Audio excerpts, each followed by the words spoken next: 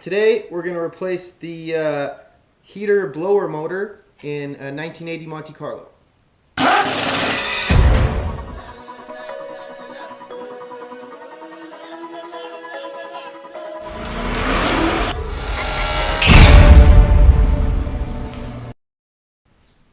Okay, so this is your fan, your heater fan. And you just want to undo the electrical connections and undo all the screws all the way around it, except this one that is the ground. Pull this rubber thing off, and then you can just pull it straight out. Oh.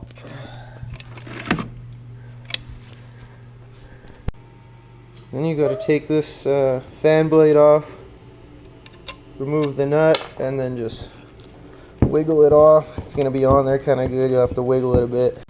Okay, so you got to transfer this little clip over from the old one. Just clean this. It's good time clean that before you put it on because it's all gross. And throw the nut on there.